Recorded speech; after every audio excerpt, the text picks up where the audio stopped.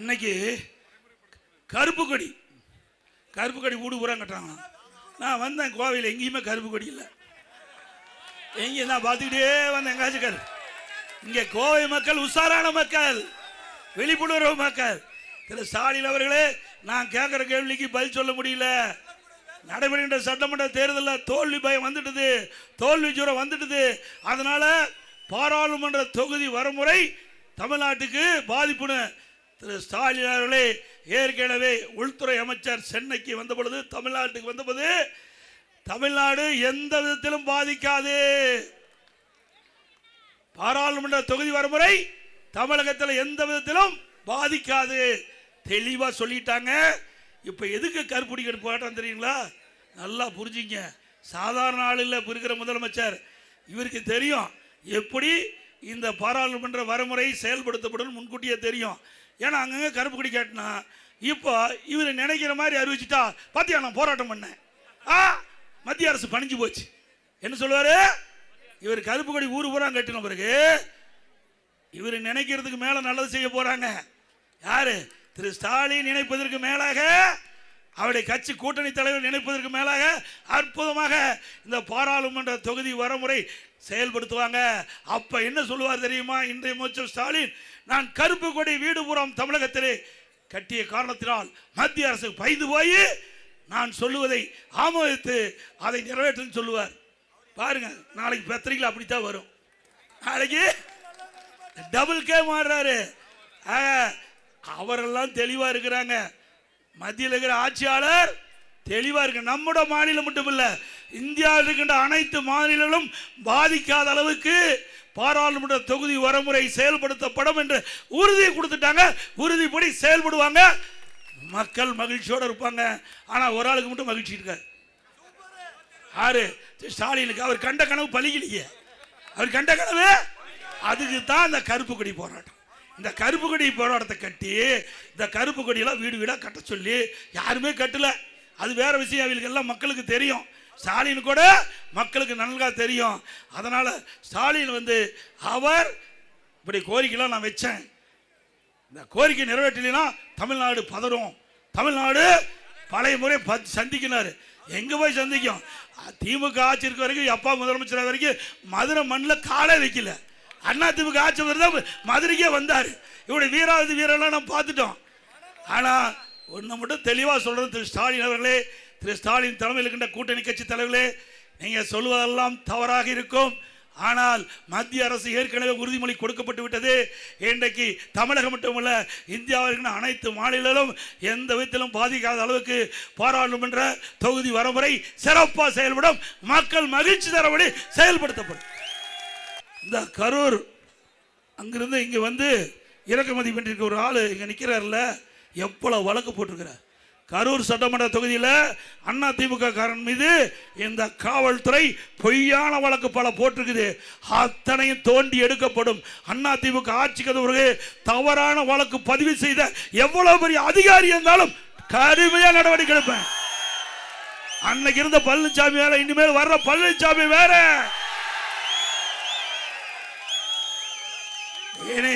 ஆட்சிக்கு வந்த பிறகு பாரு எப்படி நடக்கணும் தமிழ்நாடு. ஸ்டாலின் அவர்களே, இங்க இருக்கிற வேட்பாளர் திரு செந்தில் பாலாஜி, நல்லா புரிஞ்சுக்க. கரூர்ல எங்க ஆளு மீது பொய் வழக்கு போட்டுட்டு இருக்கிற இதே அதிகாரிகள் எப்படி எல்லாம் செயல்படுவான்னு பாருங்க. ஆட்சி மாறும்போது காட்சி மாறும். சக்கரம் சுத்திட்டே இருக்கும், கீழே இருக்க சக்கரம் மேலே வரும். அரசு அதிகாரிகள் நடுநிலையோடு நடந்துக்குங்க. இங்க கோவை மாநகரும் சரி, கோவை மாவட்டத்திலும் சரி, சரியான முறையிலே நடுநிலையோடு நடக்காது இருந்தா அவர்களுக்கு சட்ட ரீதியாக நடவடிக்கை எடுப்பேன், துணிச்சலா எடுப்பேன். சொன்னதை செய்வோம் பழனிசாமி, சொன்னதை செய்வேன். அப்புறம் பெண்களுக்கு 33% இடஒதுக்கீடு பண்றாங்க. அதுதான் பிரச்சனை. பெண்களுக்கு 33% ஏற்கனவே நாடாளுமன்றத்தில் ஒருமனதாக நிறைவேற்றப்பட்டு விட்டது. அதை நடைமுறைப்படுத்துறாங்க. அதை நடைமுறைப்படுத்துறதுக்கு தடுக்கிறதுக்கு தன வேலை பண்றார் ஸ்டாலின். ஆக இன்றைக்கு பெண்கள் மத்தியில் நல்ல பேர் வந்துடும் மத்திய அரசாங்கத்துக்கு. அதுக்காக இப்படிப்பட்ட கருப்பு கொடி வீடுதோறும் ஏற்ற வேண்டும் என்ற ஒரு தவறான செய்தி சொல்லுங்க. அது யாரும் நம்ப வேண்டாம். இன்னொரு பெரிய மனுஷன் சொல்லியிருக்கார், சிதம்பரம் எடப்பாடி பழனிசாமி சொல்வது அதிர்ச்சி அடிக்குதுன்னு. எப்ப நடந்தது தானே சொல்ல முடியும். மத்தியில் யார் ஆட்சி இருக்கிறா? பாரதிய ஜனதா தானே ஆட்சி இருக்குது. மத்தியில் இருக்கிற ஆட்சியாளர் சொல்றேன்னு சொன்னா வேற யாரு சொல்றது? சிதம்பரம் சொன்ன சொல்ல முடியும். நான் திரு சிதம்பரம் சொன்னார்னே சொல்ல முடியும். மத்தியில் இருக்கிற உள்துறை அமைச்சர் சொன்னாருன்னு சொன்னா அது எப்படி எடப்பாடி பழனிசாமி சொல்றானா? நீ 15 வருஷம் எத்தனை வருஷம் மத்தியில் மந்திரியா இருந்த? எத்தனை வருஷம் இந்த தமிழ் மண்ணில் பிறந்து உள்துறை மந்திரியா இருந்தீங்க, அப்புறம் ஃபைனான்ஸ் மினிஸ்டரா இருந்தீங்க. என்ன கொண்டாந்தீங்க தமிழ்நாட்டு? கொண்டாந்தாரா? இவர் பேசுறது தகுதி இருக்குதா? அல்ல தகுதி இருக்குதா? தமிழ்நாட்டு மண்ணில் பிறந்து பல ஆண்டுகளாக தமிழ்நாட்டு மக்களுடைய ஓட்டுகளை வாங்கி மத்தியிலே ஆட்சி அதிகாரத்திலே அமர்க்கின்ற பொழுது தமிழ்நாட்டுக்கு எந்த நிதியும் கொடுக்கல, திட்டத்தையும் கொடுக்கல. நீங்க பேசுறதுக்கு என்ன யோக்கியம் இருக்குது? சிதம்பரம் அவர்களே, எங்களை பத்தி பேசுறதுக்கு உங்களுக்கு எந்த தகுதியும் இல்லை. இப்படி மக்களை பற்றி கவலைப்படல, தமிழ்நாட்டை பற்றி கவலைப்படல. இருக்கின்ற பதவியை சுகமா அனுபவிக்கணும். ஓட்டு போட்ட மக்களை பற்றி திரு சிதம்பரமும் கவலைப்பட மாட்டாரு, இன்றைக்கு இருக்கிற முதலமைச்சரும் கவலைப்பட மாட்டார். அவருக்கு எப்பவுமே இங்க வந்து இங்க நிக்கிற திமுக விற்கிற வேட்பாளர் டெண்டு கொட்டாய் போடுவார். பட்டி என்ன நாமெல்லாம் மனிதர்களா ஆடு மாடா பட்டியில் அடைக்கிறதுக்கு? ஆட்டுப்பட்டி போடுறாரா? அதெல்லாம் ஆட்டுப்பட்டியில் நல்லா இரும்பு கதவை போட்டு எல்லாம் அடைக்க போறேன், கவலைப்படாது. நீ பட்டியலையே மக்கள் அடைக்கிற காத்துக்கிட்டு எப்படியெல்லாம் மக்களை வஞ்சிக்காதே, ஏழைகளை வஞ்சிக்காதே, வறுமையை பயன்படுத்தி மக்களை ஏமாற்றி கவர்ச்சிகரமாக பேசி தயவு செய்து தவறான வழியை பின்பற்றினா அது பின்பு உங்களுக்கு பின்விளைவை ஏற்படுத்தும் என்பதை இந்த வேட்பாளருக்கு, நம்ம ஏற்று நிற்கின்ற வேட்பாளருக்கு எச்சரிக்கின்றேன். இந்த டெண்டு போடுறது, இந்த ஆளை கொண்டாந்து அடைக்கிறது, இதையெல்லாம் விற்று நியாயமான முறையில் ஜனநாயக முறைப்புள்ள மக்களை சந்தி. அதே மாதிரி அதிகாரிகள் அதே மாதிரி தான் இந்த டெண்டு கொண்டாய் போடுறதெல்லாம் இந்த மாட்டை அடைக்கிற மாதிரி அதையெல்லாம் வேடிக்கை பார்த்துட்டு இருந்தா எந்தெந்த பகுதியில் எந்தெந்த அதிகாரி தக்க நடவடிக்கை எடுக்கலோ அதையெல்லாம் பட்டியல் போட்டு எங்க ஆளு கொடுப்பாங்க, எதிர்காலத்தில் பாதிக்கும். அதையும் நான் சொல்லிட்டேன். அப்புறம் சுயாட்சி வேட்பாளர் 18 பேரை போட்டு வச்சிருக்காராம். எவ்வளவு தந்திரம்! நான் தான் ஏற்கனவே சொன்னேன், நல்லதுக்கெல்லாம் மூளை பயன்படுத்த மாட்டாங்க. ஆண்டவன் கொடுத்த மூளை நல்லதுக்கெல்லாம் பயன்படுத்துவாங்க, கெட்டதுக்கு தான் பயன்படுத்துவாங்க. 18 பேர் போட்டிருக்காங்களாம். 18 பேர் பினாமியா சுயேட்சையா போட்டு அங்கங்க ஒரு கொட்டாய் போட்டு அமர வைக்கிறதா. இதுக்கெல்லாம் மக்கள் ஏமாந்துருவாங்களா? ஏய், கொங்கு பகுதியிலே தலைநகரம் என்பது கோவை. இன்றைக்கு இந்த பகுதியுடைய வளர்ச்சி இன்றைக்கு கொங்கு மண்டலம் பூரா பரவி இருக்குது. இங்க இருக்கிற தொழில் கொங்கு மண்டலம் பூரா பரவி இருக்குது. இன்றைக்கு சிறு தொழில் இங்கதான் அதிகம்.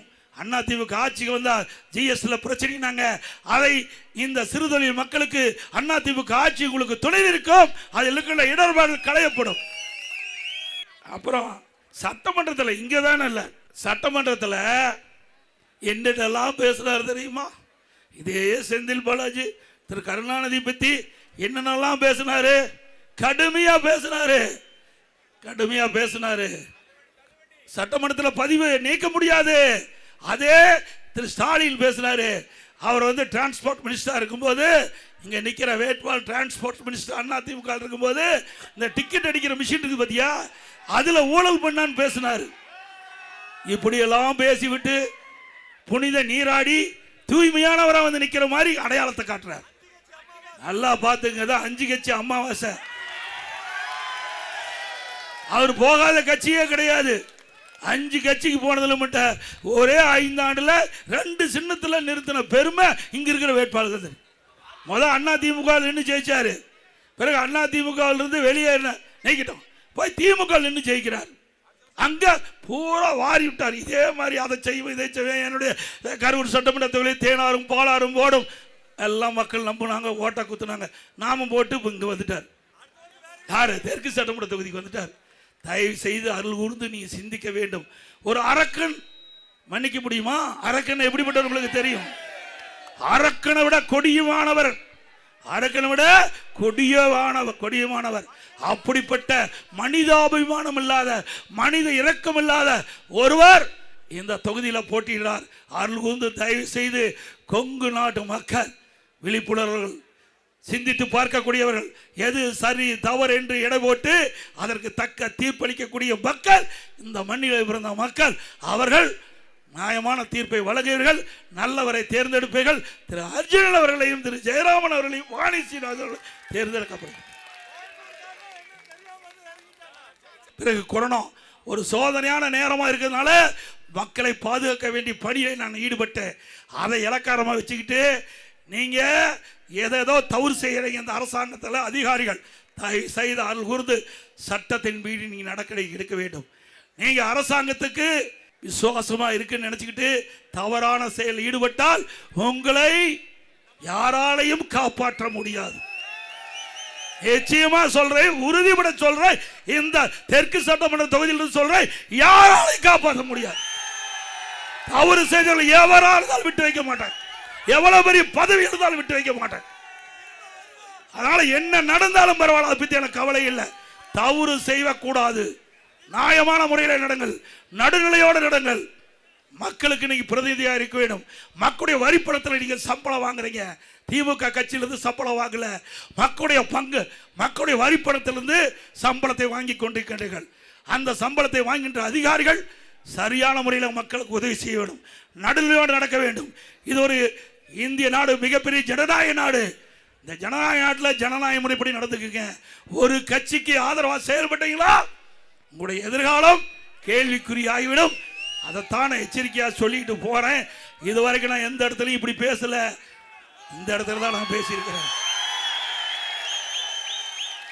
எங்க இருக்கிற வேட்பாளர் வந்திருக்கிறார், தெற்கு சட்டமன்ற தொகுதியில் திமுக சார்பால் போட்டிடுறாருல, வீராதி வீரன் சூராதி சூரன் பேசுறாருல.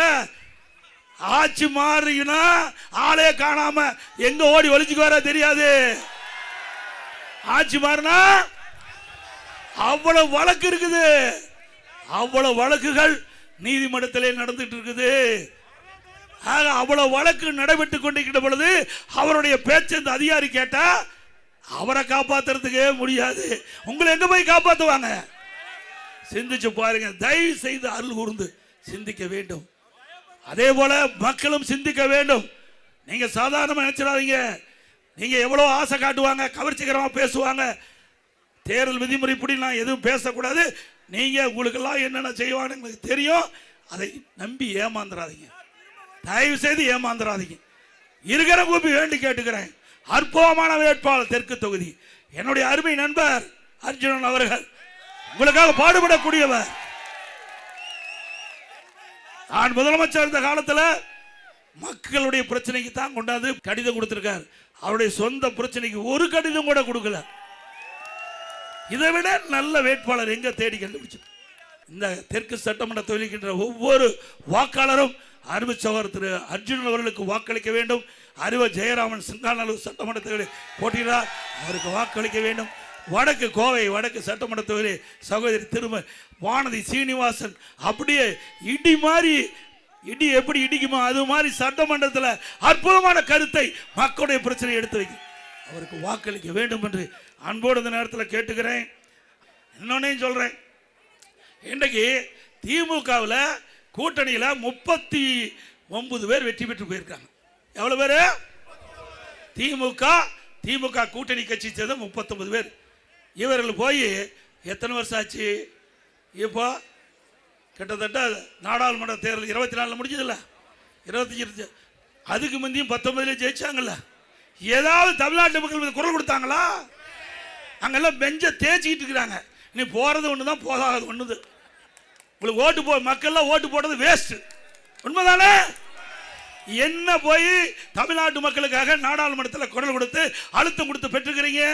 இதே அண்ணா திமுக இருந்தது, காவிரி நதிநீர் பிரச்சனை வந்தது. அந்த காவிரி நதிநீர் பிரச்சனை வந்தபோது நாம பாரதிய ஜனதாவோட கூட்டணி அமைச்சிருந்தோம். அந்த காலகட்டத்தில் உச்சநீதிமன்றம் அளித்த தீர்ப்பை மத்திய அரசு வெளியிடுவதிலே காபதாம் செஞ்சது. உடனடியாக நாம் பல முறை கோரிக்கை வச்சோம். அப்ப மத்திய அரசு காலதாமம் செய்த காரணத்தில் தமிழ்நாடு மக்கள் விவசாயிகள் போராட தயாரானாங்க. அவர்கள் கோரிக்கை வச்சாங்க, நீ மத்திய அரசுக்கு அழுத்தம் கொடுக்கணும். உடனே மத்திய அரசுக்கு அழுத்தம் கொடுத்து 22 நாட்கள் நம்முடைய 37 நாடாளுமன்றங்கள் நாடாளுமன்றத்தையே ஒத்தி வச்சோம். 22 நாட்கள்ங்க. இந்திய திருநாட்டுடைய சரித்திரத்தில் ஒரு கட்சி தமிழ்நாட்டு மக்களுக்காக, தமிழ்நாட்டின் உரிமைக்காக, விவசாய உரிமைக்காக 22 நாட்கள் ஓட்டு போட்ட மக்களுடைய குரலை நாடாளுமன்றத்தில் ஒழிச்சு 22 நாட்கள் நாங்கள் வந்து நாடாளுமன்றத்தை ஒத்தி வச்சோம்ல, கூட்டணியில் இருந்துக்கிட்டு. இன்றைய தினம் நீட்டுன்னு சொல்றீங்க. நீட்டு யார் கொண்டாந்தது? காங்கிரஸும் திமுக தான் கொண்டாந்தது. 2019 டிசம்பரில் மத்தியில் காங்கிரஸ் ஆச்சு. திமுக இருக்கிற காந்தி செல்வன் சுகாதார இணையமைச்சர். அப்போ தான் நீட்டை கொண்டாந்தீங்க. கொண்டாந்ததும் அவர் தான், எதுக்குறதும் அவர் தான். யாரு கொண்டாந்தது, எதுக்குறதோ எப்படி பாருங்க, டபுள் கேம் ஆடுறாங்க. இதை பற்றி ஏதாவது நாடாளுமன்றத்தில் குரல் கொடுத்து ஒத்தி வச்சிருக்கீங்களா? அப்புறம் எதுக்கு நாடாளுமன்றத்தில் 39 பேர் நீங்க எதுக்கு இருக்கிறீங்க? தமிழ்நாட்டு உரிமைகளுக்காக போராட்டிங்களா?